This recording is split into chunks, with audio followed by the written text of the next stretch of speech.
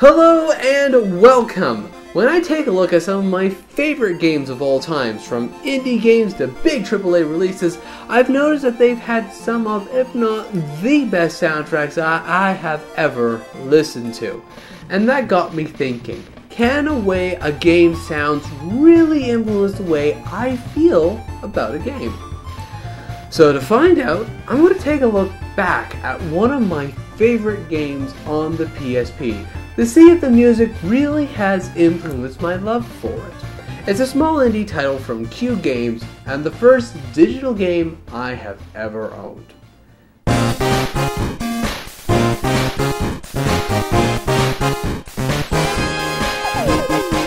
Today's video is sponsored by 16-Bit Games.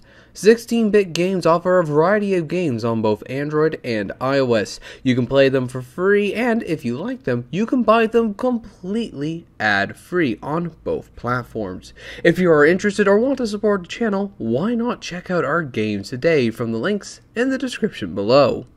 Now, Everyday Shooter is a top-down twin-ish stick shooter where your goal is to get the highest score possible, survive, and make it through all of the game's unique levels to see the game's end.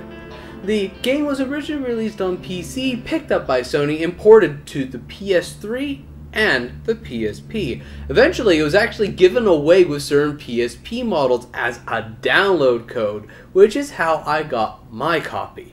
And I'm just going to cut straight to the chase. This is one of my favorite game soundtracks of all time. Not all tracks are hits by themselves, but each one sounds great with a blend of sound effects and noises which are made while playing the game. From the riffs and the tones while picking up items to the sounds that the enemies make when you hit them or they explode, it creates a beautiful, dynamic, and unique soundscape, which was a surprise and a pleasure to hear when I first picked this game up over a decade ago, and it's still a pleasure to hear today. But the music isn't the only thing which is unique about Everyday Shooters. All 8 of the game's levels are unique too, each having its own gimmick and rules to play with. As you play through the game, you'll find some repeating rules and puzzles, like static enemies usually spawn more enemies, and there's always a way to chain kill to earn lots of points.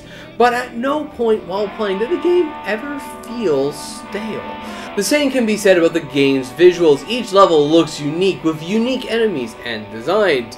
Though these aren't the most complicated designs and shapes in video games, they do the job, and the game looks fantastic whether you're playing on a big screen or the small.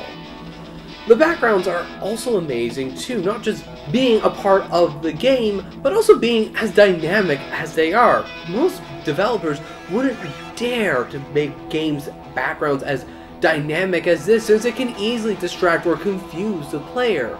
But with the game's simple visuals and design language, the game's dynamic background adds a very nice visual layer and helps make the game feel more unique, especially with level 2. So the game is unique, beautifully sounding, and is fun to play. An all-around solid recommendation on my end. And I get reminded on how amazing this game is every time I pick it up after putting it down for months. But after playing the game for a while, and when I do put the game down, I get reminded on just how small this game can be, and how much patience you need to have in order to get through it. You see, Everyday Shooter is a simple game in design. Each level is like a unique puzzle. Solve it, and you can advance to the next without losing a life. But because it's a one-life, one-hit world, and the levels technically get harder as you go through it, each time you die, you'll have to solve those same puzzles again, and again, and again. If you have the patience, it's not bad, but for me, I typically only enjoy the puzzle the first time through. I get excited that I solve the game's puzzles, or know that I still know how to solve the puzzle, and I'd like to optimize my run so that I only the bare minimum of lives, but after a bit where you're replaying the levels over and over and over again, I can only solve the same puzzle so many times before I start losing my patience and try to push through and end the level quicker.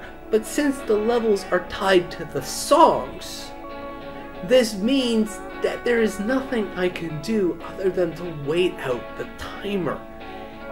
And for me, I just absolutely lose my patience. And this is where the game's true difficulty lies. Because if you are not on top of the game, diligently watching enemies and bullet paths, you'll easily start losing multiple lives per level, even on the easiest of levels.